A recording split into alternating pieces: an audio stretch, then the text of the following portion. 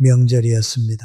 오랜만에 온 가족이 한자리에 모인 저녁 식탁에는 반찬이 넉넉하게 차려져 있었고 오랜만에 들리는 웃음소리에 마음이 따뜻해질 만한 자리였습니다.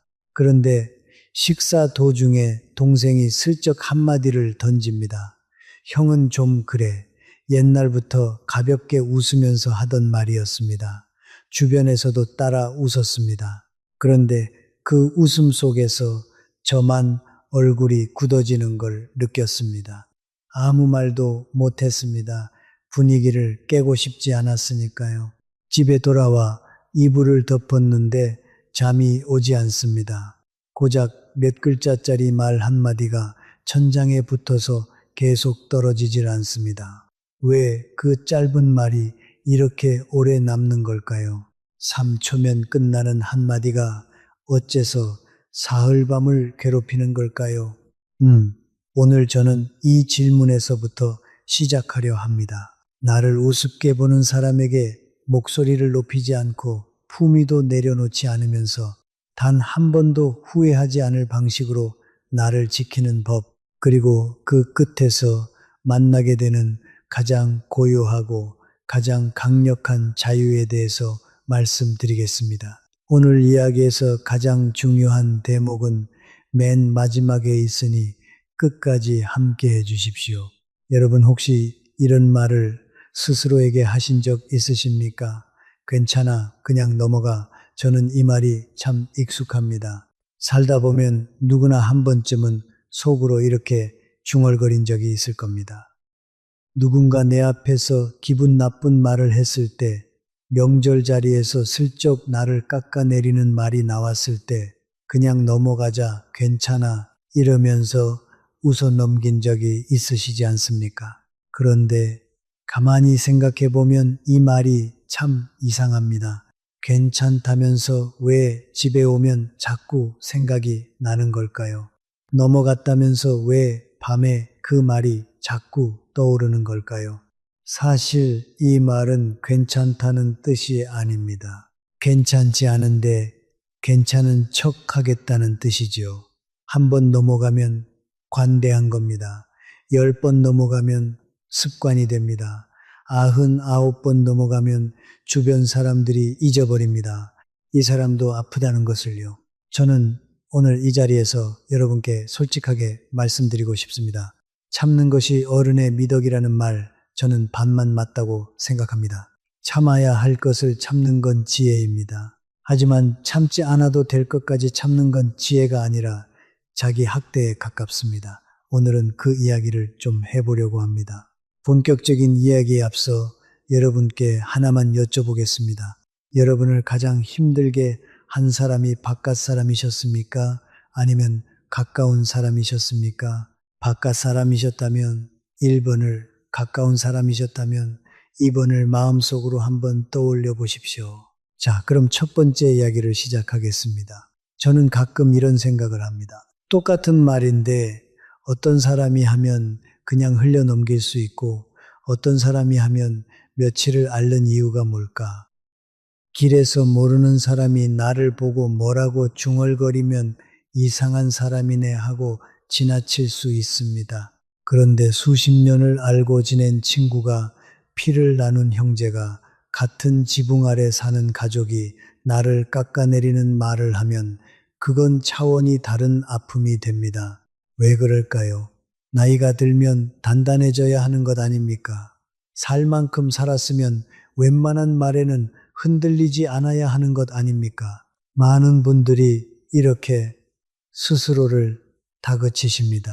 그런데 제가 감히 말씀드리고 싶은 것은 오히려 반대라는 겁니다. 나이가 들수록 무시당하면 더 아픕니다. 이것은 의지가 약해서가 아닙니다. 한번 떠올려 보십시오. 30대, 40대 때의 나를요. 그때 우리에게는 이름이 많았습니다.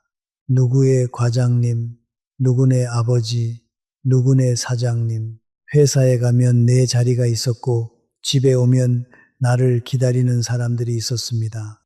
세상이 나를 필요로 했습니다. 그 시절에는 누군가 나를 무시해도 돌아설 곳이 있었습니다. 내일 출근하면 나를 알아봐 주는 사람들이 있었으니까요.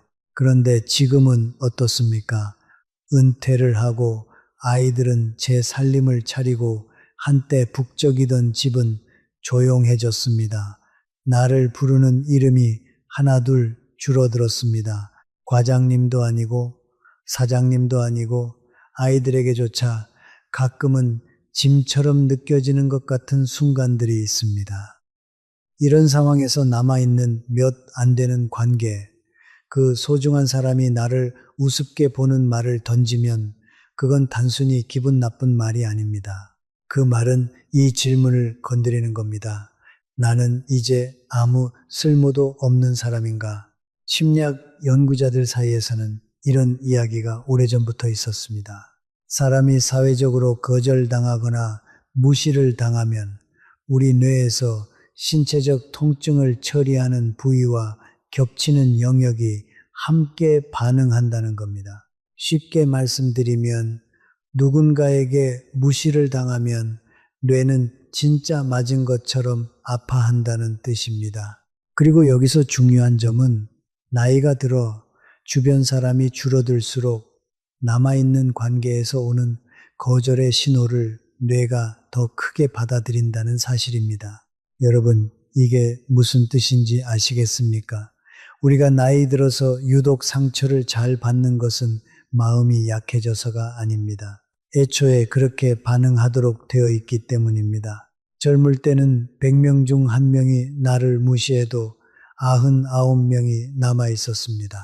그런데 이른이 넘으면 주변에 진심으로 대화할 수 있는 사람이 많아야 대여섯 명입니다. 그 대여섯 명 중 1명이 나를 깎아내리는 순간 그 충격은 비교할 수 없이 큽니다. 보이지 않는 사람이 된다는 것, 그것이 얼마나 쓸쓸한 일인지는 겪어보신 분만 아십니다. 한 번쯤은 그런 순간이 있으셨을 겁니다. 오명자 선생님이라는 분이 계십니다. 올해 71살 초등학교에서 30년 넘게 교감 선생님으로 일하신 분이지요. 학교에서는 늘 교감 선생님이라고 불렸습니다. 학부모도 동료 교사도 그 이름 앞에서 자세를 바로 했습니다. 퇴직한 지 5해가 지난 지금 아파트 주민들 사이에서 이분은 그냥 3층 할머니입니다. 어느 날 아파트 주민회의가 있었습니다. 주차 문제를 논의하는 자리였는데 선생님이 의견을 내셨습니다. 그랬더니 옆에 앉은 젊은 주민이 이렇게 말하더랍니다. 어머니, 그건 요즘 세상을 모르셔서 그래요. 웃으면서 한 말이었습니다. 악에는 없었을 수도 있습니다. 하지만 그 자리에서 선생님의 얼굴이 살짝 굳어지는 것을 아무도 눈치채지 못했습니다. 집에 돌아와서 선생님은 거실 창가에 앉으셨습니다. 울지 않았습니다.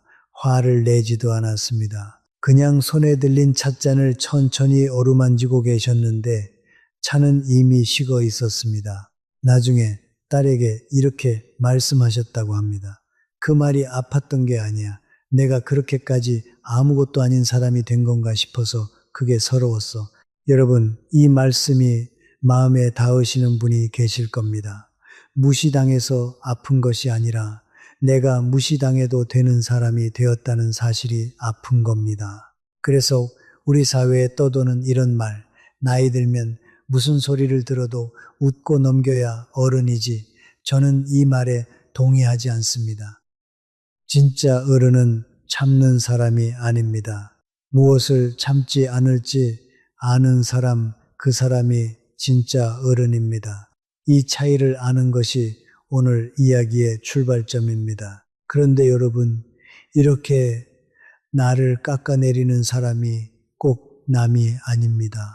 오히려 가장 가까운 사람일 때가 더 많습니다. 그리고 그 사람이 나의 호의를 당연하게 여기기 시작할 때, 그때부터 진짜 문제가 시작되는 것이지요. 현기수 선생님이라는 분의 이야기를 들려드리겠습니다.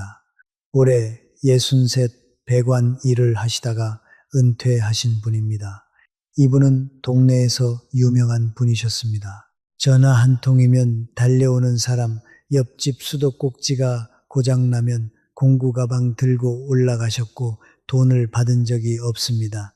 오래된 친구가 병원에 가야 한다고 하면 새벽에 차를 빼서 데려다 드렸고 며느리가 아이를 맡기면 일주일에 사흘은 손주를 돌보셨습니다. 주변 사람들이 뭐라고 했는지 아십니까? 저 형이 진짜 좋은 사람이야. 요즘 세상에 저런 어른이 어디 있어. 좋은 사람, 이 세 글자가 편기수 선생님의 이름표였습니다. 그러던 어느 날 오후였습니다. 옆집 수도꼭지를 고쳐드리고 있는데 주머니 속 전화기가 울렸습니다. 아내분이셨습니다. 여보, 오늘이 우리 결혼 기념일인데 선생님은 그 자리에서 멈추셨습니다. 손에는 아직 공구가 쥐어져 있었고 수도꼭지에서는 물이 찔끔찔끔 흐르고 있었습니다. 그런데 아무 말도 나오지 않았다고 합니다. 기념일을 잊어버린 게 아니었습니다. 기념일이 들어설 자리가 없었던 겁니다. 남의 수도꼭지, 남의 병원, 남의 아이를 돌보느라 정작 자기 인생에서 자기 자리가 사라져버린 겁니다.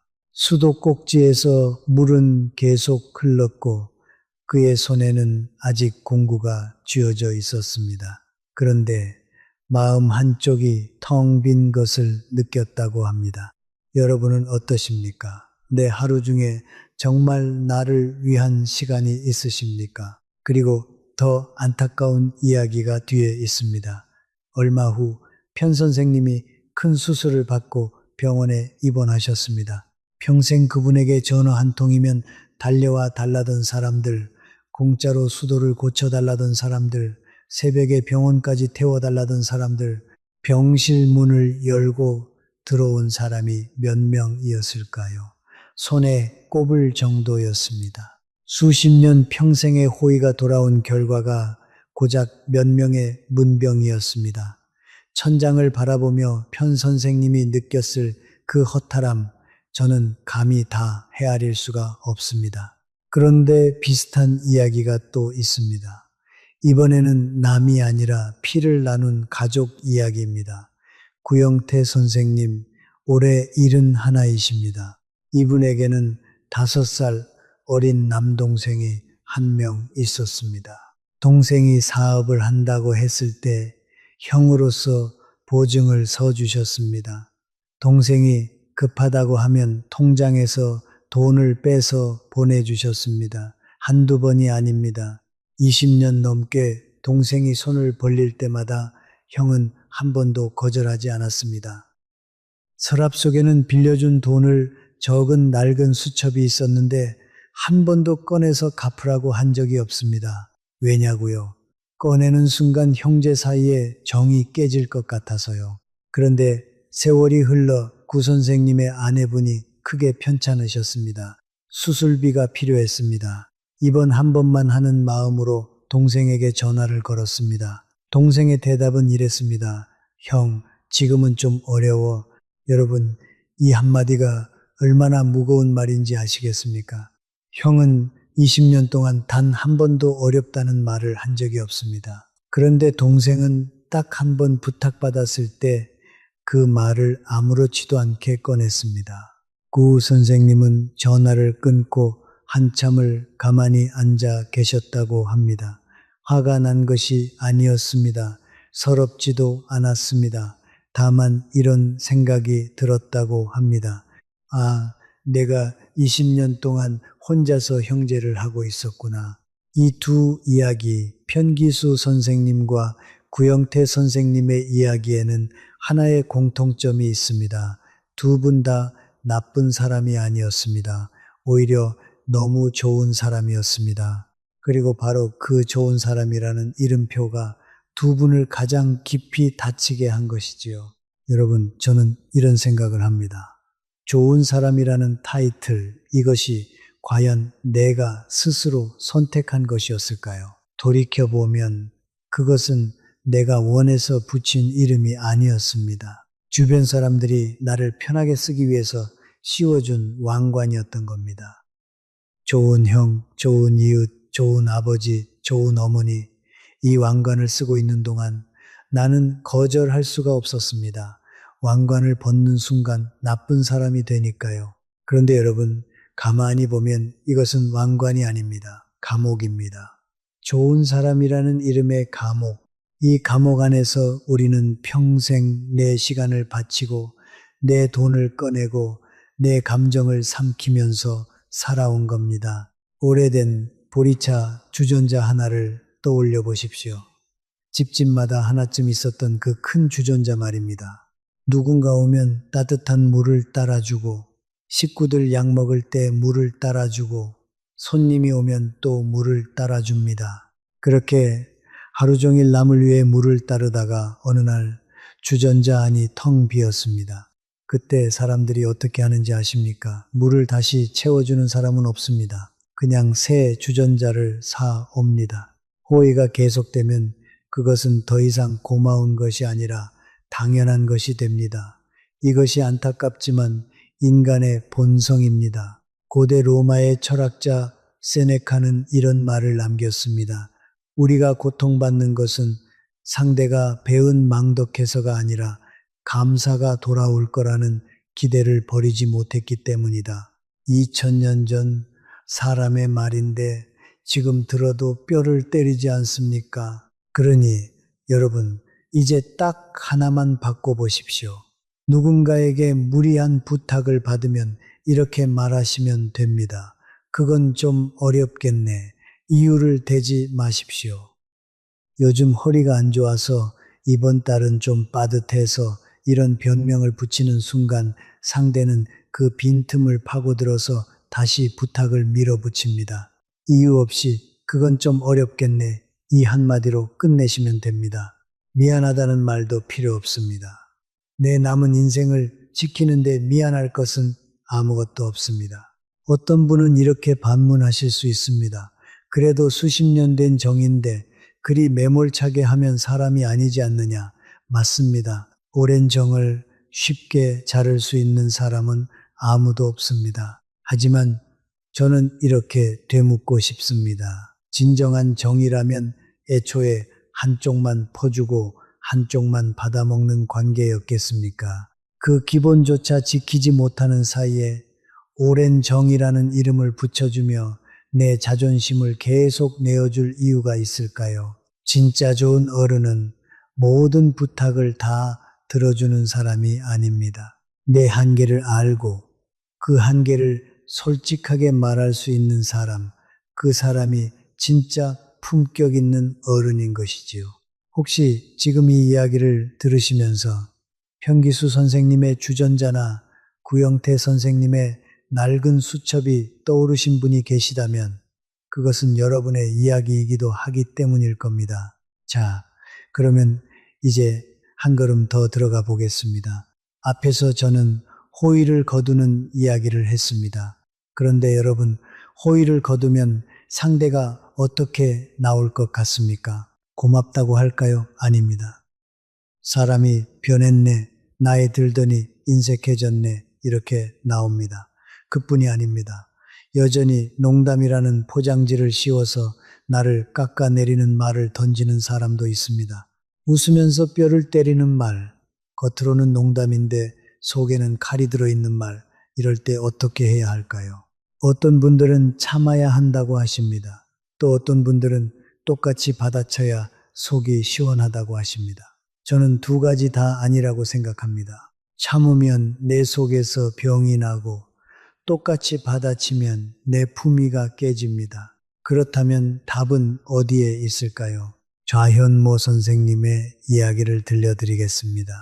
올해 75 경상도 출신이시고 서울에서 30년 넘게 사셨습니다. 이분이 오래간만에 고향 동창 모임에 가셨습니다. 반가운 얼굴들이 있었고 술잔이 돌고 옛날 이야기가 오갔습니다. 그런데 자리가 무르익자 한 친구가 자기 아들 자랑을 한참 늘어놓더니 좌 선생님을 슬쩍 쳐다보며 이렇게 말했습니다. 현모야, 자네 아들은 아직도 취직 못했다며 우리 아들은 이번에 부장 됐어. 주변에서 웃음이 터졌습니다. 아이, 농담이지, 농담. 분위기가 그렇게 흘러갔습니다. 보통이라면 여기서 억지로 따라 웃었을 겁니다. 분위기 깨기 싫으니까요. 그런데 좌현모 선생님은 웃지 않았습니다. 찻잔을 내려놓았습니다. 아주 천천히 탁 하는 소리가 조용한 방 안에 울렸습니다. 그리고 그 친구의 눈을 똑바로 보면서 한마디를 하셨습니다. 내 아들 걱정은 내가 할 테니 자네는 자네 입 걱정이나 하게. 단 한 문장이었습니다. 목소리를 높이지 않았습니다. 얼굴을 붉히지도 않았습니다. 그런데 그 한마디가 떨어지는 순간 방 안의 웃음이 싹 사라졌습니다. 농담을 던진 그 친구의 얼굴이 먼저 굳어졌습니다. 그리고 그 모임에서 그 친구는 다시는 좌현모 선생님의 가족을 입에 올리지 못했습니다. 여러분, 여기서 한 가지 주목하실 것이 있습니다. 좌현모 선생님이 한 것은 싸움이 아닙니다. 선을 그은 겁니다. 여기까지는 된다. 여기서부터는 안 된다. 이 경계를 한 문장으로 똑부러지게 보여준 것이지요.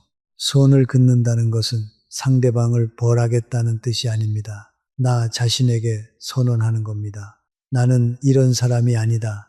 텃밭에 낮은 울타리를 세우는 것과 같습니다. 울타리는 누군가를 가두려고 만드는 것이 아닙니다. 여기는 내 밭이요. 이것만 알려주는 것이지요. 울타리가 없으면 아무나 들어와서 밟고 갑니다. 내 밭인 줄도 모르고요. 인간관계도 똑같습니다. 내가 선을 긋지 않으면 상대는 어디까지가 괜찮고 어디서부터가 안 되는지를 영원히 모릅니다. 아니, 알면서도 모른 척합니다. 그러니 이것 하나만 기억하십시오. 누군가 웃으면서 뼈 있는 말을 던지거든 절대 따라 웃지 마십시오. 따라 웃는 순간 그 말은 괜찮은 농담이 되어버립니다. 대신 하던 동작을 멈추십시오. 젓가락을 내려놓든 찻잔을 내려놓든 손에 든 것을 천천히 내려놓으십시오. 그리고 속으로 하나, 둘, 셋을 세면서 상대의 눈을 조용히 바라보십시오. 그 3초가 지나면 한 문장만 하시면 됩니다. 길게 말할 필요 없습니다. 지금 그 말 무슨 뜻으로 한 건가? 이 한마디면 됩니다. 구구절절 설명하실 필요도 없고 목소리를 높이실 필요도 없습니다. 화를 내면 오히려 상대에게 빌미를 줍니다. 거봐, 저 사람은 저렇게 예민해 하고요. 그런데 낮은 목소리로 짧게 끊어서 말하면 상대는 빠져나갈 구멍이 없어집니다. 감정이 담긴 말은 뭉툭한 돌멩이와 같습니다. 던지면 상대도 맞지만 내 손도 다칩니다. 크게 소리를 지르면 상대의 귀에 닿을 수는 있지만 내 품위도 함께 깨져나갑니다. 그런데 감정을 빼고 사실만 남은 차분한 말은 다릅니다. 이것은 수술용 메스와 같습니다. 메스는 소리를 내지 않습니다. 거창한 동작도 없습니다. 그저 조용히 그러나 정확하게 핵심만 도려냅니다. 거울 앞에서 10번만 연습해 보십시오. 5번이라도 좋습니다. 처음에는 어색합니다. 하지만 2-3번만 해보시면 내 목소리가 낮아질수록 오히려 말의 무게가 실리는 것을 느끼실 수 있습니다. 그런데 여러분, 여기서 꼭 짚고 넘어가야 할 것이 있습니다. 선을 긋고 싶어도 그럴 수 없는 상대가 있습니다. 남이라면 안 보면 됩니다. 절교하면 됩니다.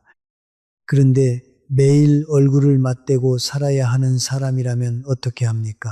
같은 집에 사는 배우자, 피를 나눈 형제, 명절마다 만나야 하는 친척, 이 사람들과는 관계를 끊을 수가 없습니다. 저는 이 부분에서 많은 분들이 가장 막막해 하신다는 걸 압니다.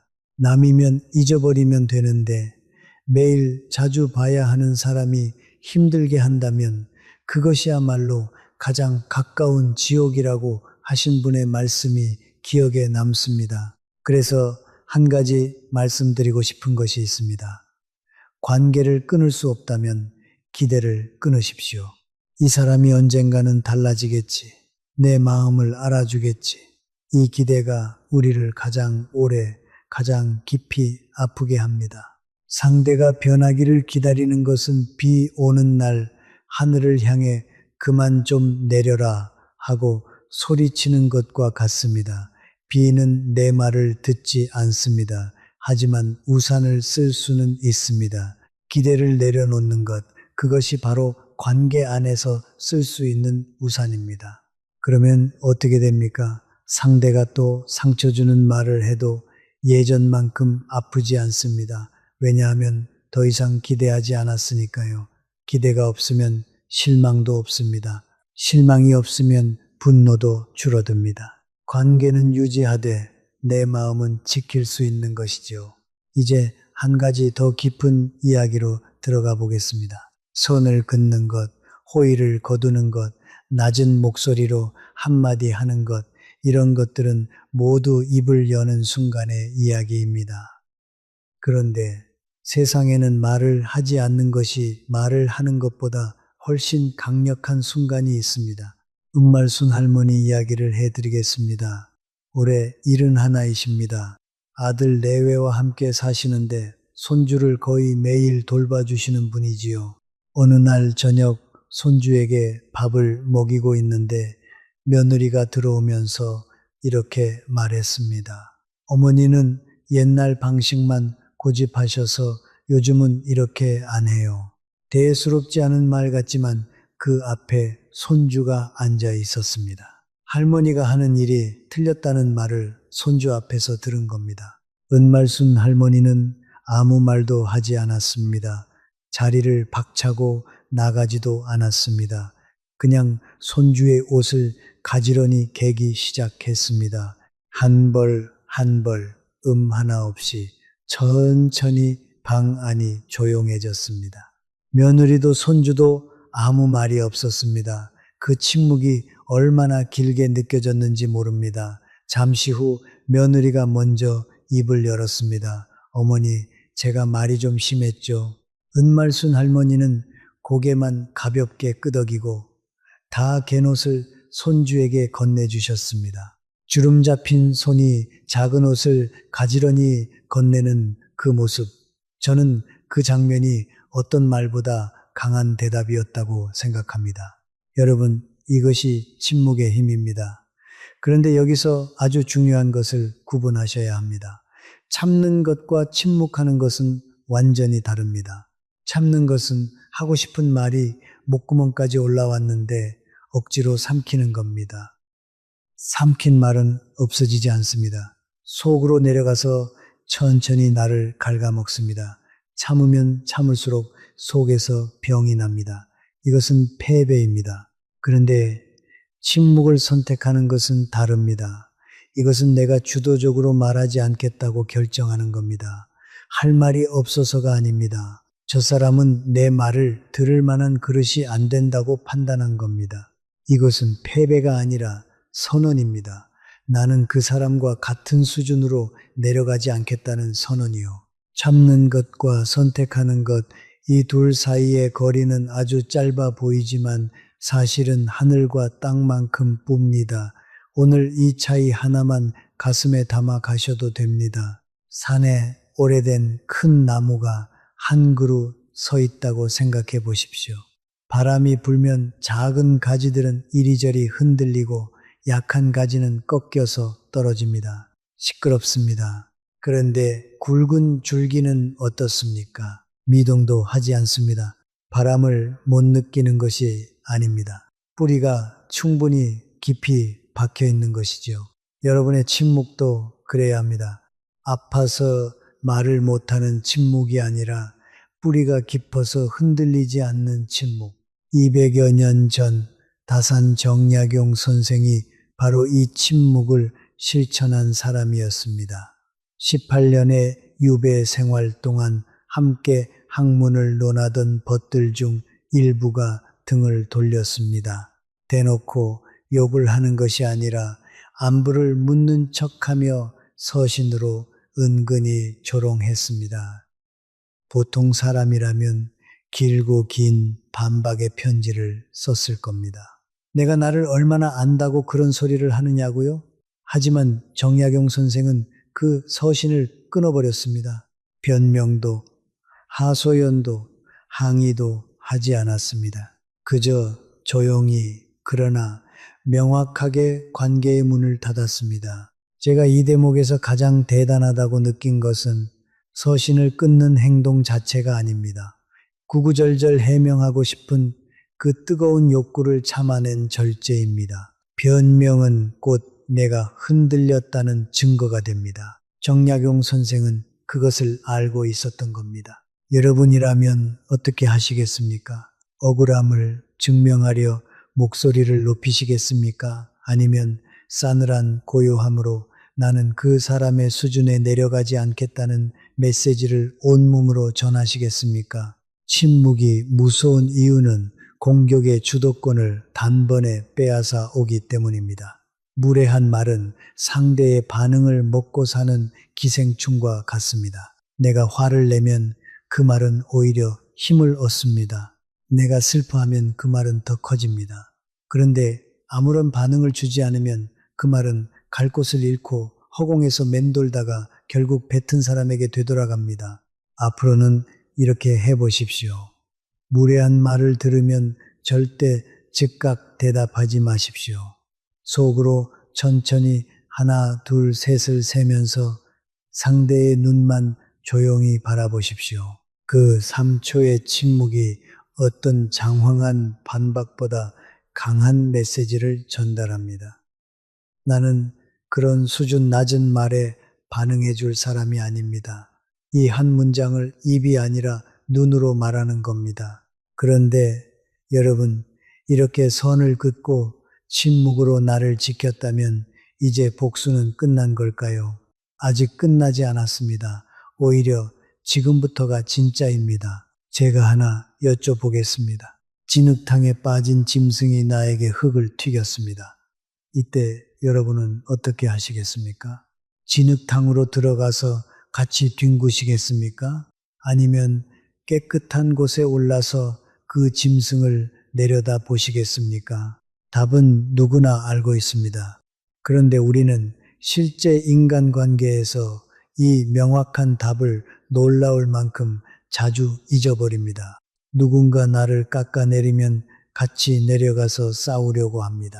그 순간 나도 진흙투성이가 되는 겁니다. 국병윤 선생님 이야기를 해드리겠습니다. 올해 62살이십니다. 이분에게는 형제 사이에 아픈 일이 있었습니다. 아버지가 돌아가시고 남긴 작은 땅이 있었는데 친동생이 서류를 조작해서 그 땅을 통째로 가져가 버렸습니다. 피를 나눈 동생이 형의 목까지 가로챈 겁니다. 국 선생님은 무너졌습니다. 땅을 빼앗긴 것보다 동생에게 배신당했다는 사실이 더 견딜 수가 없었습니다. 그 뒤로 3년 동안 국 선생님의 삶은 엉망이 되었습니다. 밤마다 그 동생 얼굴이 떠올라서 잠을 이룰 수가 없었습니다. 혈압이 올라가기 시작했고 입맛이 없어져서 체중이 줄었습니다. 만나는 사람마다 그 동생이 나한테 이랬다 저랬다 하는 이야기를 하고 또 했습니다. 입에서 그 이야기가 떨어지지 않았습니다. 그러던 어느 날 밤이었습니다. 또 잠이 오지 않아서 거실에 나와 앉아 있는데 아내분이 물 한 잔을 들고 옆에 앉으셨습니다. 그리고 이렇게 말씀하셨습니다. 여보, 그 사람 때문에 당신까지 아프면 그 사람이 우리 땅만 빼앗은 게 아니라 당신 목숨까지 빼앗는 거야. 이 한마디가 3년을 깨웠습니다. 여러분 곁에도 이런 한마디를 해줄 사람이 있으십니까? 국 선생님은 그날 밤 오래간만에 잠이 들었다고 합니다. 그리고 다음날 아침 운동화를 꺼내 신고 집을 나섰습니다. 특별한 목적이 있었던 것은 아닙니다. 그냥 걸었습니다. 30분을 걸었는데 머리가 조금 맑아지는 것 같았습니다. 다음 날도 걸었습니다. 그 다음 날도요. 30분이 1시간이 되었고 동네 뒷산까지 올라가게 되었습니다. 한 달쯤 지나니 산에서 만나는 사람들과 눈인사를 하게 되었고 2달쯤 지나니 등산 모임에 들어가게 되었습니다. 그러던 중에 아내분이 빈 공책 하나를 건네주셨습니다. 당신 생각 같은 거 적어봐, 아무거나. 국 선생님은 처음에는 쓸 말이 없었습니다. 그래서 딱 한 줄만 쓰셨습니다. 오늘 아침 산이 참 좋았다. 이 한 줄이 시작이었습니다. 다음 날은 2줄을 쓰셨습니다. 그 다음 날은 3줄, 산에서 본 것, 길에서 만난 사람, 아내가 해준 된장찌개 이야기, 거창한 것이 아니었습니다. 그런데 공책에 글이 쌓일수록 이상한 일이 일어났습니다. 동생 이야기를 하는 횟수가 줄어들기 시작한 겁니다. 예전에는 누구를 만나든 첫마디가 그 동생 이야기였는데 어느 순간부터 오늘 산에서 본 꽃 이야기를 먼저 꺼내게 되었습니다. 2해가 지났습니다. 어느 날 동생에게서 전화가 왔습니다. 형, 요즘 건강하다며. 국 선생님은 전화를 받지 않았습니다. 화가 나서가 아닙니다. 복수하려는 것도 아닙니다. 그냥 받을 이유가 없었습니다. 진심으로 관심이 없어진 겁니다. 그 전화벨 소리가 울리는 동안 국 선생님은 내일 어느 산에 갈지 지도를 보고 계셨다고 합니다. 여러분, 이것이 제가 오늘 가장 하고 싶은 이야기의 핵심입니다. 진짜 복수는 상대를 무너뜨리는 것이 아닙니다. 내 삶을 채워서 그 사람이 들어올 자리를 없애버리는 것입니다.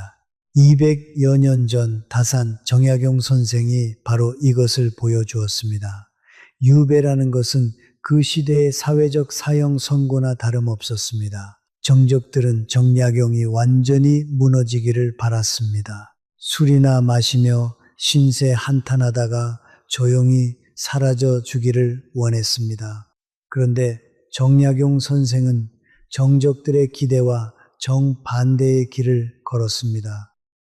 자신을 모함한 자들을 저주하는 대신 18년이라는 세월 동안 500여 권의 방대한 저수를 써내려갔습니다. 가장 비참한 시기에 가장 위대한 업적이 탄생한 것이지요. 그리고 200년이 흐른 결과는 어떻습니까? 정약용을 유배 보낸 정적들의 이름을 기억하는 사람이 있습니까? 아무도 없습니다. 역사의 먼지 속에 묻혀서 누구도 찾지 않습니다. 하지만 정약용이라는 이름은 오늘도 교과서에 실리고 이렇게 200년이 지난 밤에 여러분과 제가 함께 이야기를 나누고 있습니다. 그를 짓밟으려 했던 모든 자들보다 가장 높은 곳에서 빛나고 있는 것이지요. 어떤 분들은 이렇게 말씀하실 수 있습니다. 나이 들어서 뭘 새로 시작하겠어? 500권의 책을 쓰라는 것이냐? 아닙니다. 그런 말씀이 아닙니다. 국 선생님도 500권을 쓴 것이 아니라 한 줄에서 시작하셨습니다. 오늘 아침 산이 참 좋았다. 이 한 줄에서요. 삶을 채운다는 것은 거창한 것이 아닙니다. 아침에 30분 더 걷는 것, 오래간만에 반가운 사람에게 전화 한 통 거는 것, 미뤄두었던 취미를 다시 꺼내보는 것, 이 작은 것들이 하루하루 쌓이면 그것이 곧 나의 격이 됩니다. 그리고 그 격이 쌓이면 신기한 일이 벌어집니다. 나를 헐뜯던 사람이 더 이상 내 앞에서 고개를 들 수가 없게 됩니다. 내가 한마디도 하지 않았는데 말입니다. 내가 아무것도 하지 않아도 나의 단단해진 모습 자체가 그 사람에게는 가장 무서운 벌이 되는 겁니다. 그런데 여러분, 여기서 한 걸음 더 들어가 보겠습니다. 이것이 오늘 이야기의 종착점입니다. 삶을 채우고 나를 높이고 품격을 쌓는 것, 이 모든 것이 강력한 무기입니다. 하지만 이 무기를 쓰는 동안에도 내 머릿속에는 여전히 그 사람이 살아 있을 수 있습니다. 아직도 가끔 그 얼굴이 떠오르고 그 말이 귓가에 맴돌고 잠들기 전에 문득 그 장면이 재생될 수 있습니다. 진짜 마지막 복수는 그 모든 단계를 지나서 마침내 그 사람의 존재 자체가 내 머릿속에서 증발하는 순간에 완성됩니다. 완벽한 무관심, 이것이 최종 정답입니다. 한 가지 비유를 들어보겠습니다. 마음속에서 누군가를 미워하는 것은 내 머릿속 가장 비싼 공간에 그 사람을 무료로 살게 해주는 것과 같습니다. 밤마다 그 사람이 한 말을 되씹고 낮에도 그 사람 얼굴을 떠올리고 친구를 만나면 그 사람 이야기를 늘어놓고 그러는 동안 그 사람은 내 마음의 최고급 부동산에서 월세 한 푼 내지 않고 호화롭게 살고 있는 겁니다. 그런데 정작 생각해 보십시오. 내가 이렇게 밤잠을 설치는 동안 그 무례한 사람은 지금 뭘 하고 있을까요? 발 뻗고 편하게 자고 있을 겁니다. 맛있는 것 먹고 자기 일상을 살고 있겠지요. 상처 준 것 따위는 진작에 잊어버렸습니다. 그렇다면 이 싸움에서 진짜 손해를 보고 있는 사람은 누구입니까? 밤새 그 사람을 떠올리며 잠 못 드는 나입니다. 누군가를 미워한다는 것은 밉다는 핑계를 대고 사실은 그 사람을 하루 종일 생각하고 있는 것입니다. 이것이야말로 세상에서 가장 억울한 짝사랑 아니겠습니까? 이것은 단순한 비유만이 아닙니다. 마음이 계속 분노와 원한에 머물러 있으면 몸에서도 그 흔적이 나타난다는 이야기는 여러 건강 관련 자료에서 반복해서 나옵니다. 분노와 원한을 반복적으로 떠올리는 사람일수록 스트레스 반응이 만성적으로 지속되고 이것이 쌓이면 면역력이 떨어지고 혈압이 올라가고 기억력에도 영향을 줄 수 있다는 이야기입니다. 쉽게 말하면 누군가를 미워하는 동안 내 몸이 스스로를 공격하고 있는 셈입니다. 반대로 원한을 내려놓은 사람일수록 혈압이 안정되고 잠을 더 잘 자게 되었다는 이야기도 함께 전해집니다. 용서가 건강에 좋다는 말이 그냥 하는 말이 아니라 몸으로 느낄 수 있는 변화라는 뜻이지요. 정약용 선생이 말년에 도달한 경지가 바로 이것이었습니다. 18년의 유배가 풀리고 돌아왔을 때 그는 자신을 모함했던 정적들에 대해 어떤 태도를 취했을까요? 복수를 다짐했을까요? 한 명 한 명 찾아가 원한을 갚았을까요? 아닙니다. 그는 원망조차 내려놓았습니다. 정적들의 이름을 입에 올리지 않았고 분노를 가슴에 담지 않았습니다. 오직 자신의 학문과 가족 그리고 마음의 평안에만 집중했습니다. 그 사람들이 자기 머릿속에서 1초라도 더 머무는 것이 자기 인생에 대한 낭비라는 것을 알았기 때문입니다. 넬슨 만델라도 같은 곳에 도달한 사람이었습니다. 27년간 감옥에 갇혀 있었던 그는 세상 누구보다 미워할 자격이 충분한 사람이었죠. 그런데 감옥문을 나서며 이런 말을 남겼습니다. 감옥문을 나서면서 내 분노와 증오를 함께 가지고 나왔다면 나는 여전히 감옥 안에 있는 것이다. 정약용 선생이 유배지에서 원망을 내려놓은 것과 만델라가 감옥에서 증오를 두고 나온 것, 동양과 서양 200년의 시차를 두고 두 사람이 도달한 결론은 정확히 같았습니다. 미움을 놓는 순간 비로소 자유로워진다는 것을요. 이 말을 듣고 이런 생각이 드실 수 있습니다. 머리로는 알겠는데 마음이 안 따라준다. 잊으려고 해도 자꾸 떠오르는 걸 어떻게 하느냐. 맞습니다. 미움은 지우개로 지울 수 있는 것이 아닙니다. 억지로 잊으려 하면 오히려 더 선명하게 떠오르는 것이 사람의 마음이니까요. 그래서 무관심이란 것은 생각하지 않으려고 이를 악무는 것이 아닙니다. 내 하루를 다른 것으로 꽉 채워서 그 사람이 비집고 들어올 자리를 없애버리는 것입니다. 낡은 김치 항아리를 떠올려 보십시오. 오래된 김치가 들어있는 항아리 뚜껑을 열지 않고 그냥 두면 어떻게 됩니까? 안에서 계속 익고 시큼한 냄새가 나고 결국에는 항아리 자체에 금이 갑니다. 오래 묵은 원한도 마찬가지입니다. 가슴 속에 꽁꽁 묻어두면 그 원한이 내 마음을, 내 몸을 갉아먹습니다. 그런데 뚜껑을 열고 안에 든 것을 쏟아버리고 항아리를 깨끗이 씻어내면 어떻습니까? 그 항아리에 새 것을 담을 수 있습니다. 더 맛있는 것, 더 좋은 것을, 묵은 것을 쏟아버리는 건 아까운 일이 아닙니다. 새 것을 담기 위해 자리를 만드는 일입니다. 로마의 황제이자 철학자였던 마르쿠스 아우렐리우스는 이렇게 말했습니다. 최고의 복수는 적과 같은 인간이 되지 않는 것이다. 우리 속담에는 미운 놈 떡 하나 더 준다는 말이 있지요. 하지만 저는 이 속담을 조금 다르게 읽고 싶습니다. 떡을 더 줄 필요도 없습니다. 미운 놈을 생각하지 않는 것, 그것이 진짜 자유입니다. 떡 하나를 더 주는 것도 결국 그 사람을 의식하고 있다는 뜻이니까요. 여러분, 오늘 이야기가 여기서 끝난다면 그저 좋은 말씀으로만 남을 수 있습니다. 그래서 조금 더 구체적으로 들어가 보려고 합니다.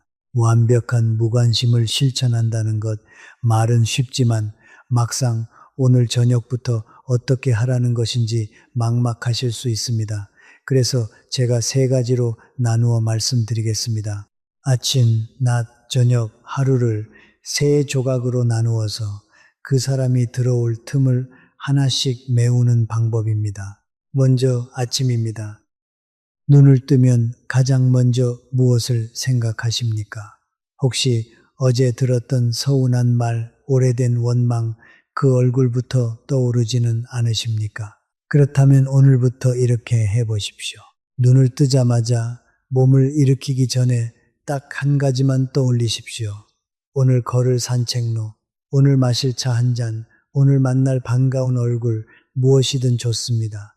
그 사람의 얼굴이 아니라 나를 위한 무언가를 하루의 첫 생각으로 삼는 겁니다.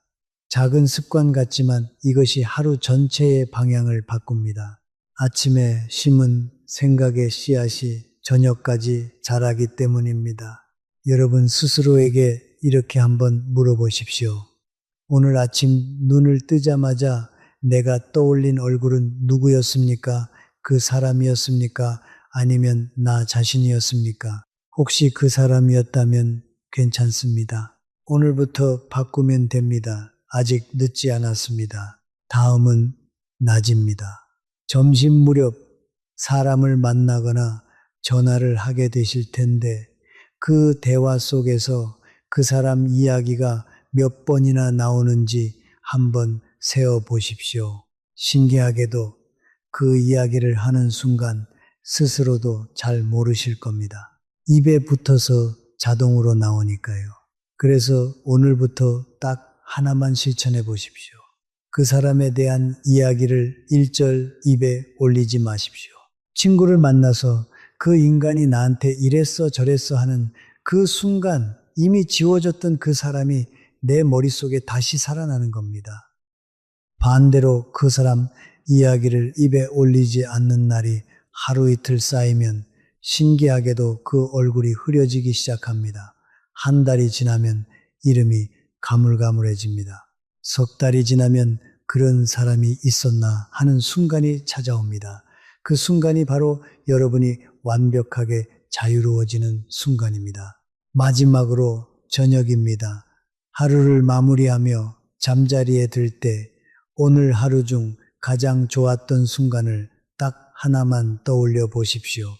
거창한 것이 아니어도 됩니다. 점심에 먹은 나물이 맛있었다.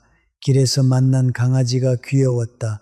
손주 목소리를 들었다. 무엇이든 좋습니다. 그 좋았던 한 가지를 마음속에 담고 눈을 감으십시오.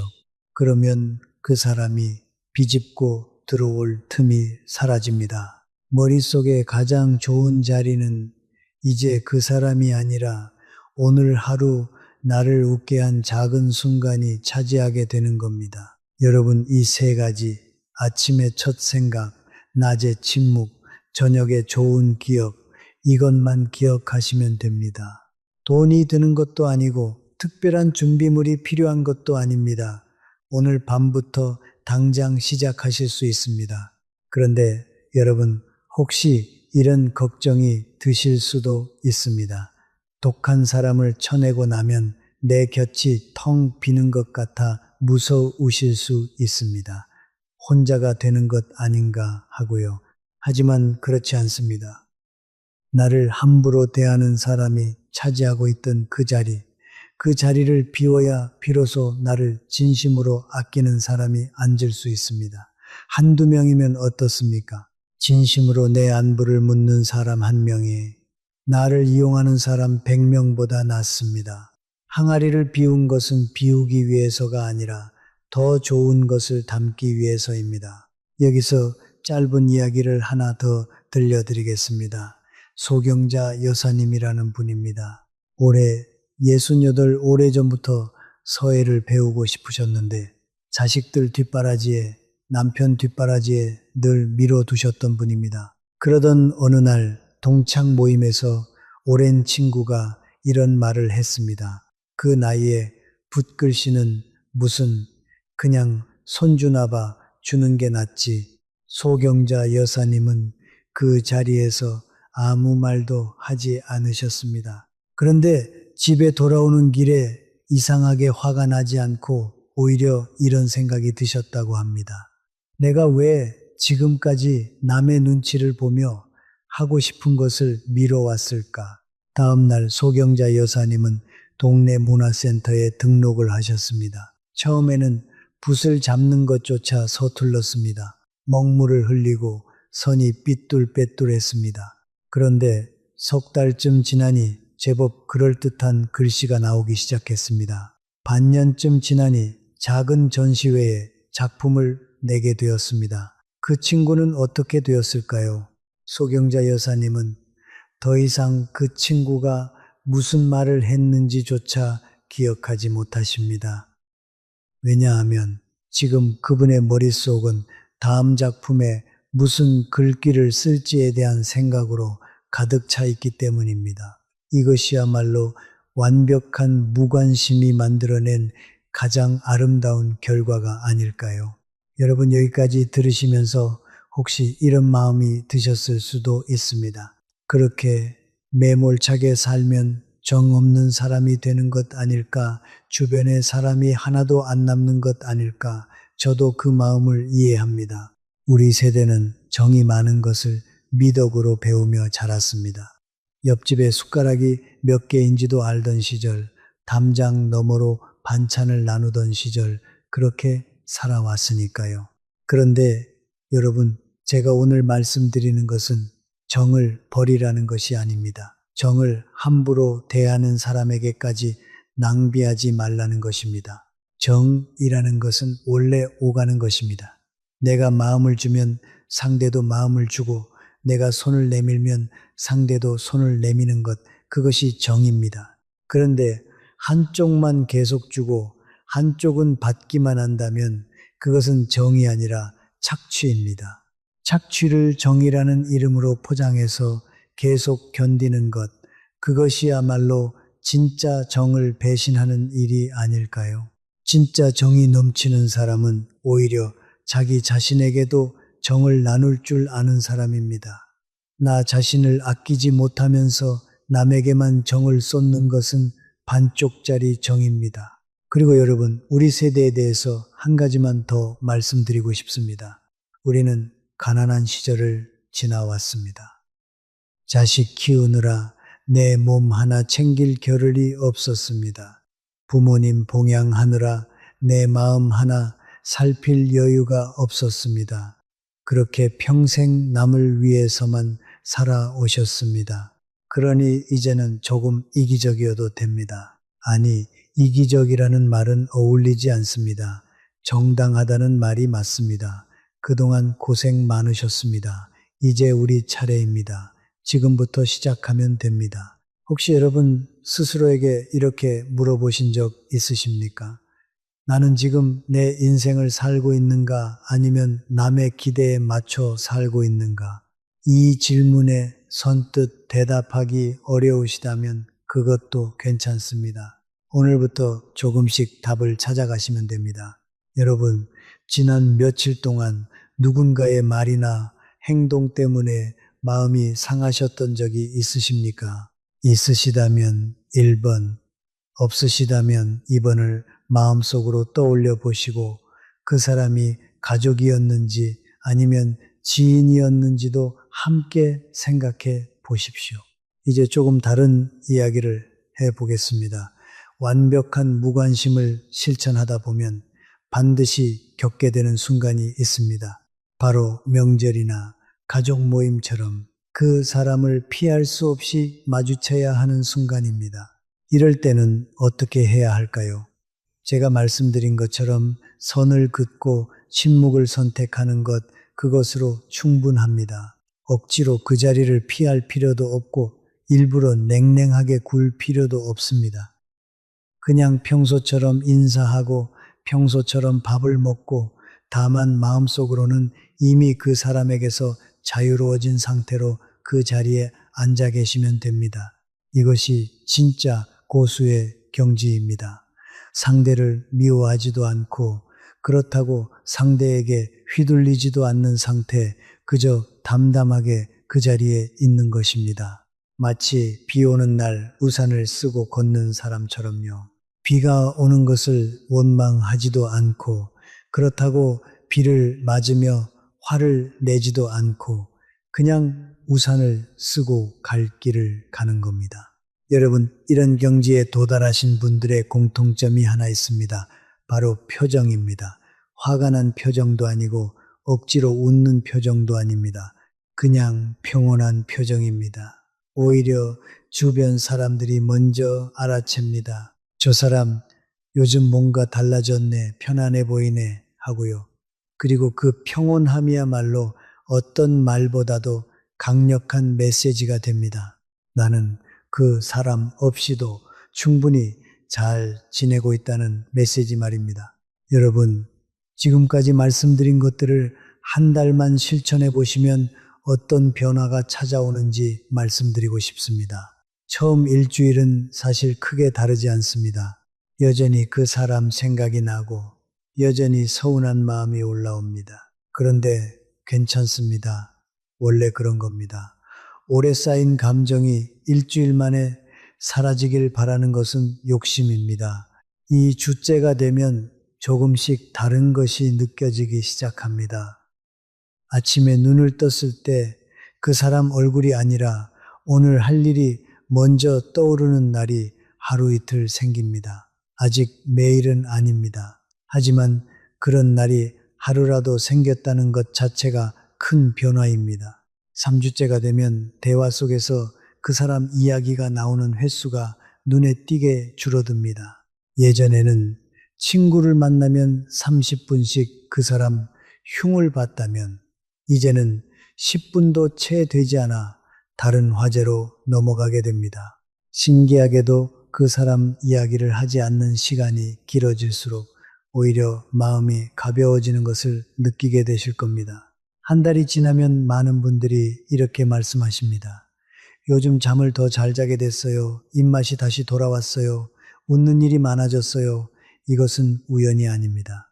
마음속에서 그 사람이 차지하던 공간이 조금씩 비워지면서 그 자리에 나 자신을 위한 것들이 들어차기 시작한 결과입니다. 물론 이 모든 과정이 매끄럽게 흘러가지만은 않습니다.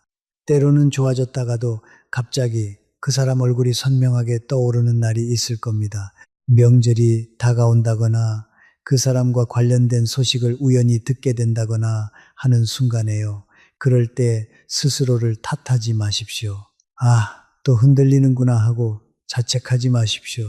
그저 오늘 하루의 좋은 것 하나를 다시 떠올리고 내일 걸을 산책로를 다시 생각하시면 됩니다. 마음이라는 것이 원래 파도처럼 오르내리는 것이니까요. 중요한 것은 매번 완벽하게 있는 것이 아니라 흔들릴 때마다 다시 나에게로 돌아오는 그 연습을 반복하는 것입니다. 자, 이제 슬슬 오늘 이야기를 정리해 볼 시간입니다. 긴 이야기를 여기까지 함께 해주셔서 정말 감사합니다.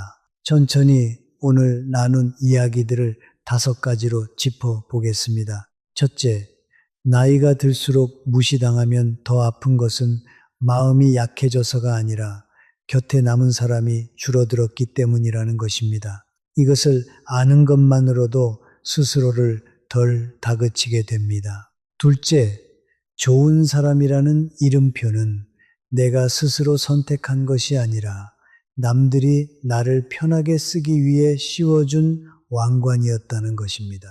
보리차 주전자처럼 평생을 남을 위해 물을 따르다가 정작 내가 비었을 때 아무도 채워주지 않았다는 것. 그러니 이제는 그건 좀 어렵겠네. 이 한마디를 당당하게 꺼내셔도 된다는 것입니다. 셋째, 선을 긋는 법입니다. 따라 웃지 마십시오. 하던 동작을 멈추고 3초를 세고 한 문장만 하십시오. 관계를 끊을 수 없는 사이라면 기대를 끊으십시오. 그것만으로도 마음은 훨씬 가벼워집니다. 넷째, 침묵의 힘입니다.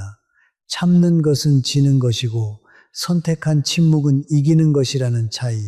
산 위의 큰 나무처럼 뿌리가 깊으면 바람에 흔들릴 필요가 없다는 것입니다. 다섯째, 가장 중요한 이야기입니다. 진짜 복수는 상대를 무너뜨리는 것이 아니라 내 삶을 채워서 그 사람이 들어올 자리를 없애버리는 것이라고요.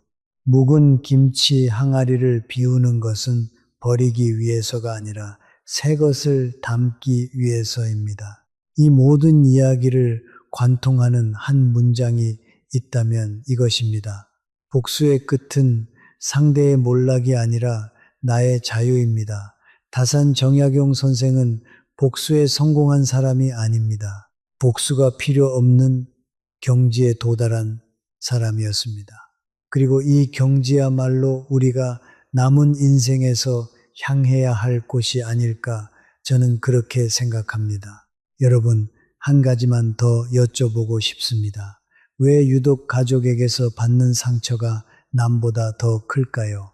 저는 그 답이 기대에 있다고 생각합니다. 남에게는 애초에 큰 기대를 하지 않습니다.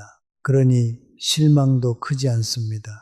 그런데 가족에게는 다릅니다. 이 사람만큼은 나를 이해해 줄 거라는 기대, 이 사람만큼은 내 편이 되어 줄 거라는 기대, 그 기대가 클수록 배신당했을 때의 아픔도 커지는 겁니다. 그런데 여러분, 여기서 한 가지 짚고 넘어가야 할 것이 있습니다. 가족이라고 해서 반드시 나를 이해해야 한다는 법은 없습니다. 피를 나눴다고 해서 마음까지 자동으로 통하는 것은 아닙니다. 오히려 가족이기 때문에 더 무심하게 대하는 경우도 많습니다.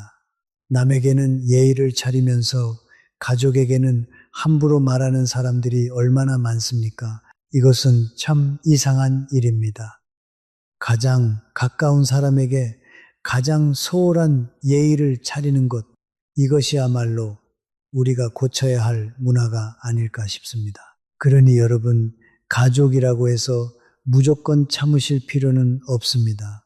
오히려 가족이기 때문에 더 명확하게 선을 그어야 할 때가 있습니다.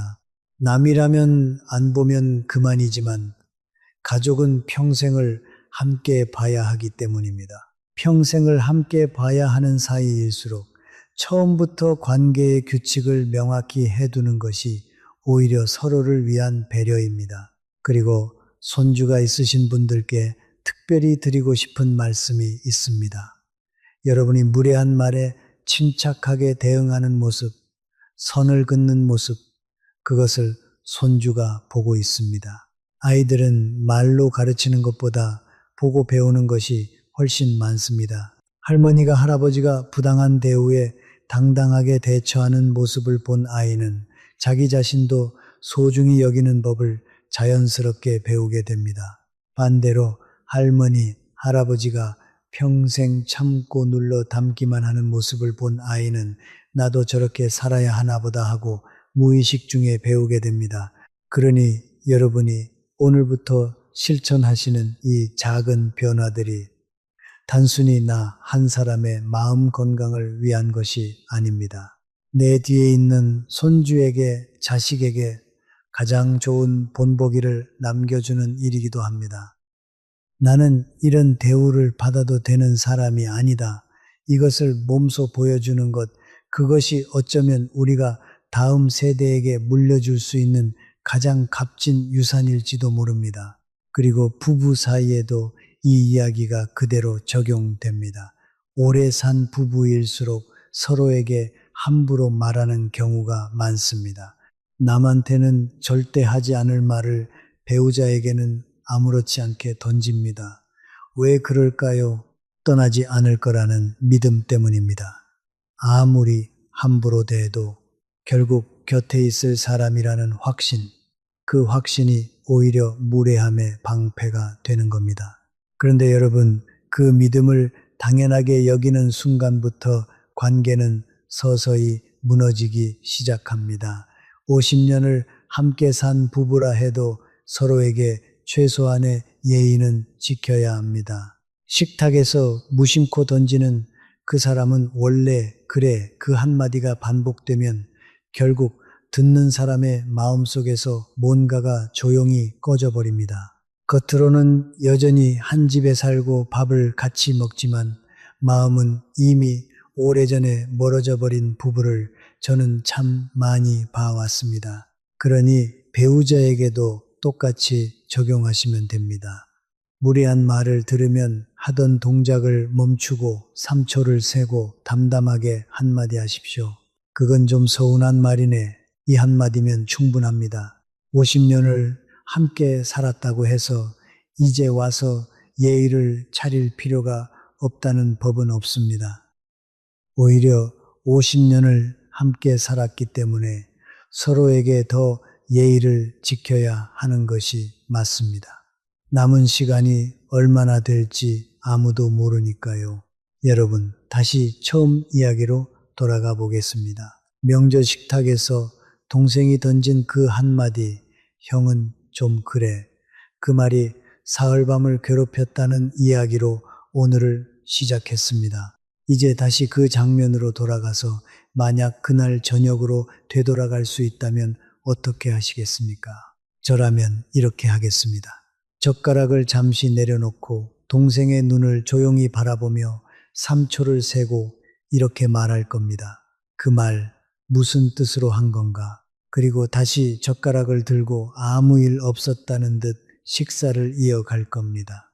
목소리를 높이지도 않고 분위기를 크게 깨지도 않으면서 다만 내가 그런 말을 아무렇지 않게 받아들이는 사람은 아니라는 것, 그것 하나만 조용히 전하는 겁니다.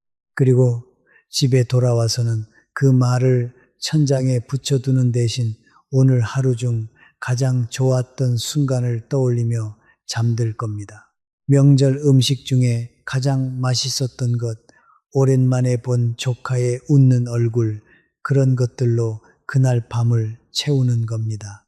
여러분도 이제 그렇게 하실 수 있습니다. 오늘 이야기를 들으신 것만으로도 이미 절반은 준비가 되신 겁니다. 나머지 절반은 실천입니다. 다음번에 누군가 여러분을 함부로 대하는 순간이 온다면 오늘 들으신 이야기 하나만 떠올려 보십시오. 젓가락을 내려놓고 3초를 세고 담담하게 한마디, 그리고 집에 돌아와서는 그 사람이 아니라 나를 위한 좋은 것으로 하루를 마무리하는 것, 이것만 기억하셔도 충분합니다. 여러분, 오늘 이야기를 마무리하기 전에 한 가지 더 깊은 질문을 드리고 싶습니다. 우리는 왜 그렇게 남의 평가에 신경을 쓸까요? 왜 동생의 농담 한마디, 친구의 비교 한마디, 며느리의 지적 한마디에 그렇게 오래 마음이 흔들릴까요? 저는 그 답이 체면이라는 것에 있다고 생각합니다. 우리 세대는 남들 눈에 어떻게 비치는지를 굉장히 중요하게 여기며 살아왔습니다. 이웃이 뭐라고 할까? 친척들이 뭐라고 할까? 그런 시선 속에서 평생을 살아왔으니까요. 그런데 여러분, 가만히 생각해 보십시오. 그 동생, 그 친구, 그 며느리가 나에 대해서 던진 그 한마디가 정말로 나라는 사람의 전부를 말해줄 수 있을까요? 아닙니다. 그 사람은 나의 극히 일부분만 보고 판단한 것에 불과합니다. 내가 평생 걸어온 길, 내가 견뎌온 세월, 내가 지켜온 가정, 그 모든 것을 그 사람은 알지 못합니다. 그런데도 우리는 그 사람의 몇 마디에 나의 전체 가치가 흔들리는 것처럼 느낍니다. 이것이 얼마나 불합리한 일입니까? 여러분의 가치는 누군가의 말 한마디로 오르내리는 것이 아닙니다. 여러분이 지나온 그 긴 세월 그 자체가 이미 증명입니다. 자식을 키워낸 세월, 가정을 지켜낸 세월, 어려운 시절을 버텨낸 세월, 그 세월이 여러분의 진짜 가치입니다. 동생의 농담 한마디가 그 가치를 깎아내릴 수는 없습니다. 깎아내릴 수 있다고 착각하게 만드는 것뿐입니다.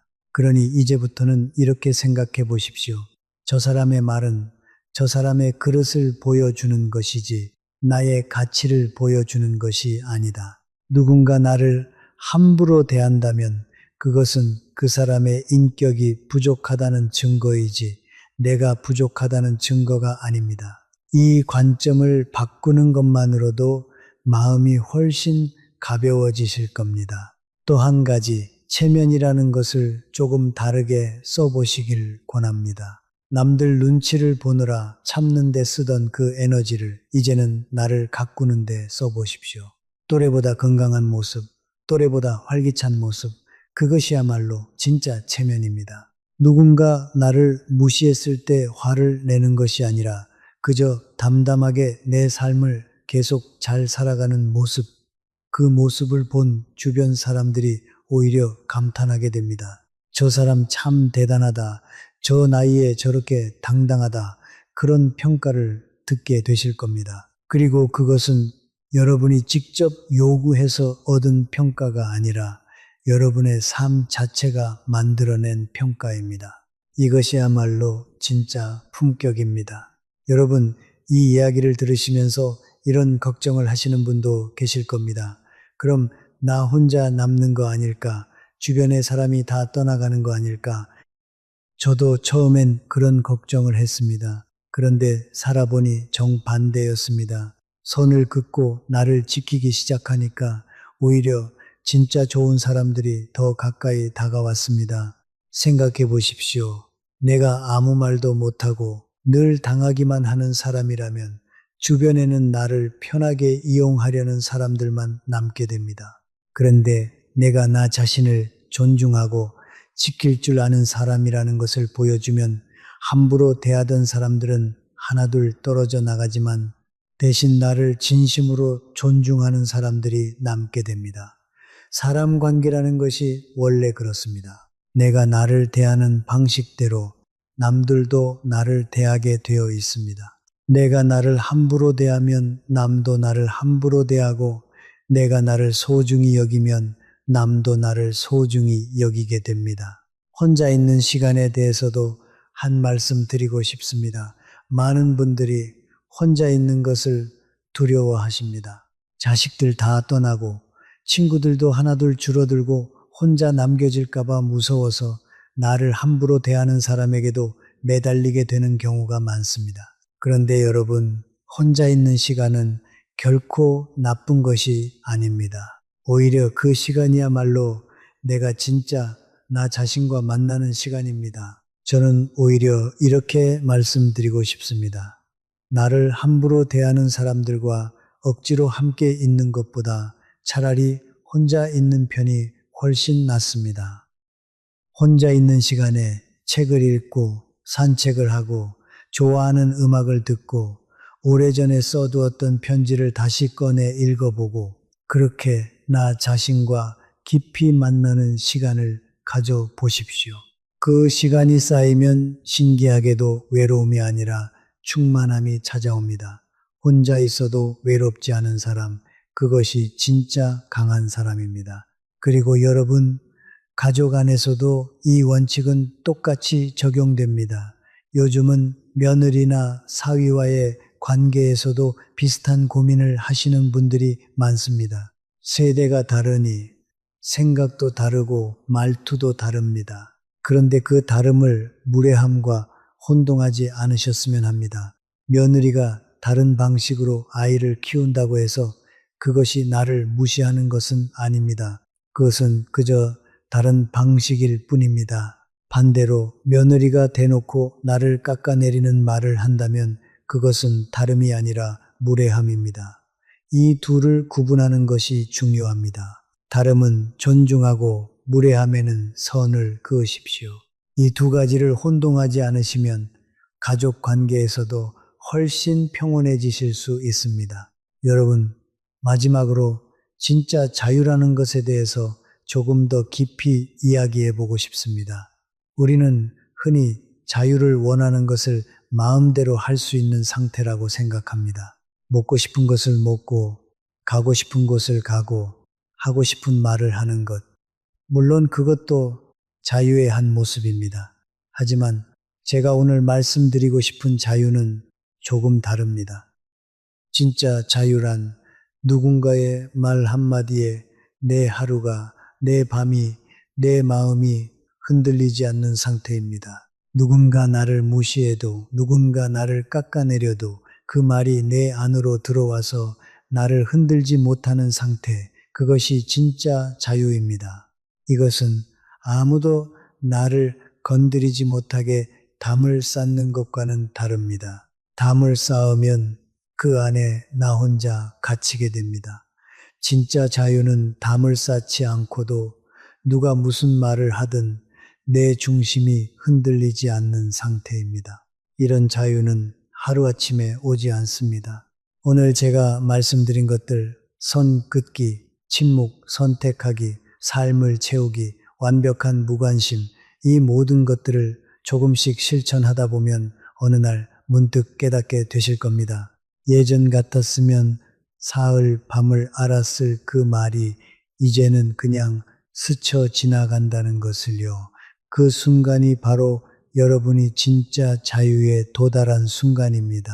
그리고 그 자유는 나이가 들수록 오히려 더 쉽게 다가올 수 있습니다. 젊었을 때는 지켜야 할 것이 많았습니다. 직장에서의 평판, 사회적 체면, 앞으로의 관계, 그런 것들 때문에 참아야 하는 순간이 많았습니다. 하지만 지금은 다릅니다. 이제는 그런 것들로부터 훨씬 자유로운 위치에 계십니다. 그러니 오히려 지금이야말로 진짜 자유를 실천하기 가장 좋은 때입니다. 여러분, 오늘 하루 종일 누군가의 말 때문에 마음이 무거우셨다면 그 무게를 여기서 내려놓고 가셨으면 합니다. 그 사람의 말은 그 사람의 것이고 여러분의 하루는 여러분의 것입니다. 둘을 섞지 마십시오. 그 사람의 말을 내 하루 안으로 끌어들이지 않는 것, 그것부터 시작하시면 됩니다. 오늘 밤부터 딱 하루만 실천해 보십시오. 내일 아침 눈을 뜨셨을 때 어제와는 조금 다른 마음으로 하루를 시작하실 수 있을 겁니다. 여러분, 한 가지 현실적인 이야기도 짚고 넘어가야 할 것 같습니다. 선을 한번 그었다고 해서 상대가 곧바로 달라지지는 않습니다. 오히려 처음에는 반발이 있을 수 있습니다. 왜 갑자기 사람이 변했냐? 예전에는 안 그랬는데 요즘 왜 그러냐? 이런 말을 들으실 수도 있습니다. 이럴 때 흔들리지 마십시오. 이것은 지극히 정상적인 반응입니다. 오랫동안 나를 편하게 대하던 사람 입장에서는 갑자기 달라진 내 모습이 낯설고 불편할 수밖에 없습니다. 여기서 중요한 것은 일관성입니다. 한번 선을 그었다면 그 다음에도 또 그 다음에도 같은 태도를 유지하셔야 합니다. 처음 한두 번은 상대가 시험하듯 다시 예전 방식으로 나를 대하려 할 수 있습니다. 그때 흔들려서 다시 예전처럼 다 받아주면 지금까지의 노력이 물거품이 됩니다. 오히려 상대는 결국 저 사람도 별 수 없구나 하고 더 만만하게 보게 됩니다. 그러니 힘들어도 처음 몇 번은 꿋꿋하게 같은 태도를 유지하셔야 합니다. 그렇게 서너 번만 반복하시면 상대도 이제 이 사람은 예전과 다르구나 하고 받아들이게 됩니다. 그리고 이 과정에서 죄책감을 느끼실 필요가 전혀 없습니다. 많은 분들이 선을 긋고 나서 오히려 미안한 마음을 가지십니다. 내가 너무 매정하게 굴었나, 내가 너무 예민하게 반응했나, 이런 생각을 하십니다. 하지만 여러분, 생각해 보십시오. 누가 먼저 무례하게 굴었습니까? 누가 먼저 선을 넘었습니까? 여러분이 아니라 상대방입니다. 여러분은 그저 그 선을 넘지 말라고 알려준 것 뿐입니다. 미안해해야 할 사람은 여러분이 아니라 애초에 무례한 말을 던진 그 사람입니다. 이 순서를 절대 헷갈리지 마십시오. 여러분, 오늘 제가 들려드린 6분의 이야기, 엄영자 선생님, 편기수 선생님, 구영태 선생님, 좌현모 선생님, 은말순 할머니, 국병윤 선생님, 이 모든 분들이 처음에는 힘들어 하셨습니다. 하지만 결국은 저마다의 방식으로 자기 자신을 지키는 법을 찾으셨습니다. 누구는 침묵으로, 누구는 산책으로, 누구는 붓글씨로, 누구는 단 한 문장으로. 방법은 저마다 달랐지만 공통점은 하나였습니다. 더 이상 남의 말에 내 하루를, 내 밤을, 내 삶을 내주지 않겠다는 결심, 그 결심이 모든 변화의 시작이었습니다. 그리고 여러분, 이 모든 이야기의 밑바탕에는 하나의 믿음이 깔려 있습니다. 나는 존중받을 자격이 있는 사람이라는 믿음입니다. 이 믿음이 흔들리면 아무리 좋은 방법을 배워도 실천하기가 어렵습니다. 그러니 오늘 이야기를 마치기 전에 딱 한 번만 스스로에게 이렇게 말씀해 보십시오. 소리내어 말씀하셔도 좋고 마음속으로 말씀하셔도 좋습니다. 나는 존중받을 자격이 있는 사람이다. 이 한 문장이 어색하게 느껴지신다면 그것은 여러분이 너무 오랫동안 남을 먼저 생각하며 살아오셨기 때문일 겁니다. 자식을 먼저 생각하고 배우자를 먼저 생각하고 주변 사람들을 먼저 생각하느라 정작 나 자신을 먼저 생각해 본 적이 별로 없으셨을 겁니다. 그러니 오늘부터라도 이 문장을 자주 되뇌어 보십시오. 나는 존중받을 자격이 있는 사람이다.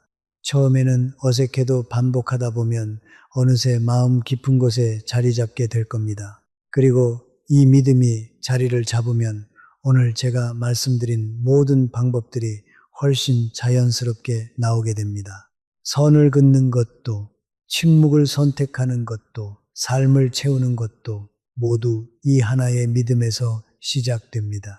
나는 존중받을 자격이 있는 사람이니까 함부로 대하는 사람에게는 그건 좀 어렵겠네 하고 말할 수 있는 것이고, 나는 존중받을 자격이 있는 사람이니까 무례한 말에 침묵으로 답할 수 있는 것이고, 나는 존중받을 자격이 있는 사람이니까 내 삶을 좋은 것들로 채울 수 있는 것입니다. 모든 것이 결국 이 한 문장에서 출발합니다.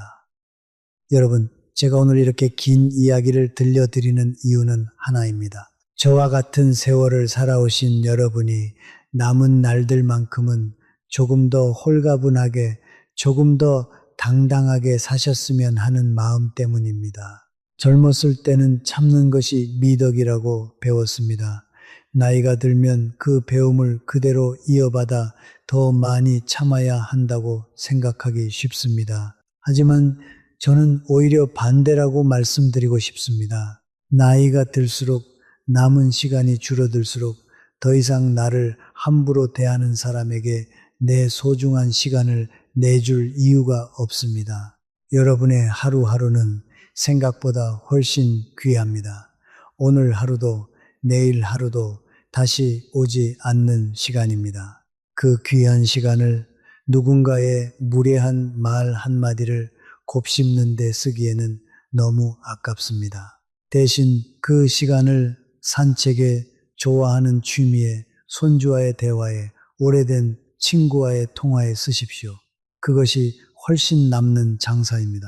오늘 이야기를 들으시면서 여러분 각자의 얼굴이, 각자의 상황이 떠오르셨을 겁니다. 누군가는 형제자매가, 누군가는 배우자가, 누군가는 며느리나 사위가 떠오르셨을 겁니다. 그 걸음걸이 누구든 오늘 배운 것은 똑같이 적용됩니다.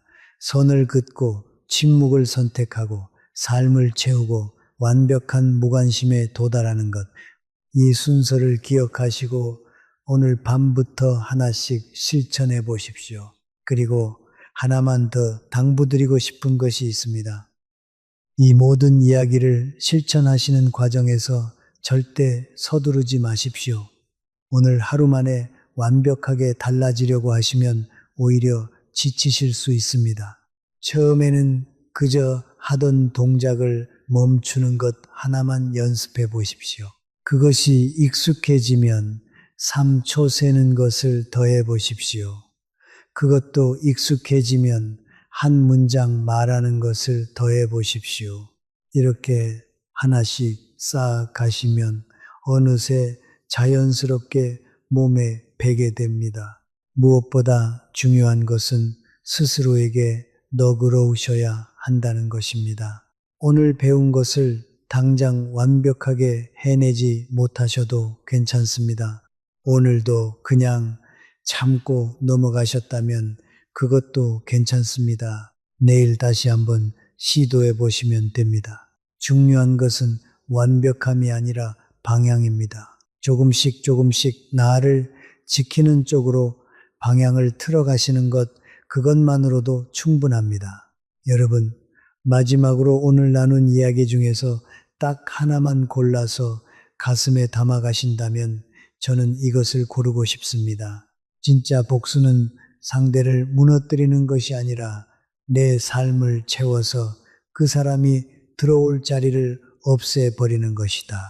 이 한 문장만 기억하셔도 오늘 함께한 시간은 충분히 값진 시간이었다고 저는 생각합니다. 여러분의 삶은 누군가의 무례한 말 한마디로 정의되지 않습니다. 여러분의 삶은 여러분이 지나온 세월, 여러분이 지켜온 가정, 여러분이 베풀어온 사랑, 그것으로 정의됩니다. 오늘부터는 그 사실을 잊지 마시고 조금 더 당당하게, 조금 더 홀가분하게 남은 날들을 걸어가셨으면 합니다. 여러분, 오늘 이야기를 들으시며 혹시 지난 세월 동안 스스로에게 참 모질게 굴었다는 생각이 드셨다면 그 마음도 그대로 받아들여 주십시오. 자책하실 필요는 없습니다. 그때는 그때 나름대로 최선을 다해 살아오신 겁니다. 몰라서 못한 것이지 잘못해서 못한 것이 아닙니다. 오늘 이 이야기를 듣게 되신 것 자체가 이제부터는 다르게 살아갈 준비가 되셨다는 뜻입니다. 그러니 지난 날을 후회하는데 시간을 쓰지 마시고 오늘부터 새로 시작하는데 시간을 쓰십시오. 몇십 년을 참아 오셨더라도 오늘 이 순간부터 다르게 살아가시면 됩니다. 사람은 늦었다고 생각하는 순간에도 여전히 변할 수 있는 존재입니다. 정약용 선생도 쉰이 넘어 유배지에서 인생의 가장 큰 전환점을 맞이했습니다. 여러분도 지금 이 나이에 얼마든지 새로운 방식으로 살아가실 수 있습니다. 늦은 때란 없습니다. 지금 이 순간이 가장 빠른 때입니다. 여러분, 오늘 이야기가 꽤 길었습니다. 이제 정말 마지막 이야기를 드리려 합니다. 살아오신 세월이 결코 가볍지 않다는 것을 저는 압니다. 참아온 것들, 삼켜온 것들, 웃어넘긴 것들, 그 무게를 아무에게도 말하지 못한 밤들이 있으셨을 겁니다. 하지만 오늘 이 자리에서 한 가지만은 꼭 말씀드리고 싶습니다. 여러분은 누군가에게 함부로 대해줘도 되는 사람이 아닙니다. 한 번도 그런 적이 없었고 앞으로도 그럴 일은 없습니다. 평생 자식을 위해, 가정을 위해, 주변 사람들을 위해 헌신해 오신 그 세월만으로도 여러분은 이미 존중받아 마땅한 사람입니다. 누군가의 무심한 한마디가 그것을 흔들 수는 없습니다. 오늘 밤 잠자리에 드실 때 딱 한 가지만 해보십시오. 나를 피곤하게 했던 그 사람의 얼굴을 머릿속 쓰레기통에 탁 털어버리시고 대신 내일 아침에 무엇을 먹을지, 몇 시에 산책을 나갈지, 오래간만에 누구에게 전화를 할지, 이렇게 소소하고 따뜻한 것들로 머릿속을 채우십시오. 나를 함부로 대한 그 사람이 비집고 들어올 자리는 이제 없습니다. 여러분의 머릿속은 오직 여러분 자신만을 위한 공간이니까요. 정리하자면 오늘 이야기는 결국 하나의 문장으로 압축됩니다. 나를 존중하지 않는 사람에게 내 마음에 가장 좋은 자리를 내주지 마십시오. 그 자리는 나를 위해, 그리고 나를 진심으로 아끼는 사람들을 위해 남겨두십시오. 이것 하나만 기억하셔도 오늘 이야기는 충분한 값어치를 하는 셈입니다. 여러분, 오늘 이 이야기를 들으시면서 작은 것 하나라도 마음에 담아가시기로 하셨다면 댓글에 다짐이라고 남겨주십시오. 거창한 문장이 아니어도 됩니다. 다짐, 이 두 글자면 충분합니다. 그 두 글자가 오늘 밤 여러분의 마음을 조금 더 단단하게 만들어 줄 겁니다. 그리고 다른 분들이 그 다짐을 보면서 나만 이런 게 아니었구나 하고 위로를 받으실 수도 있습니다. 혹시 여러분 주변에 지금 이 순간 누군가 때문에 밤잠을 설치고 계신 분이 있으시다면 이 이야기를 조용히 보내주십시오. 길 위에서 만난 좋은 글귀를 친구에게 사진 찍어 보내듯이 그렇게 가볍게 보내시면 됩니다. 그 작은 한 번이 누군가의 긴 밤을 조금 짧게 만들어 줄 수 있습니다. 오늘 이야기가 도움이 되셨다면 좋아요와 구독으로 응원해 주시면 큰 힘이 됩니다. 여러분처럼 오래도록 곁에서 함께 해주시는 분들이 계시기에 저도 이렇게 계속 이야기를 이어갈 수 있습니다. 다음에는 또 다른 마음의 이야기로 찾아뵙겠습니다. 여러분의 남은 날들이 지나온 날들보다 훨씬 따뜻하기를 두 손 모아 빕니다. 오늘도 100년의 지혜와 함께 해주셔서 감사합니다. 여러분 건강하시고 마음 편안하시길 바랍니다.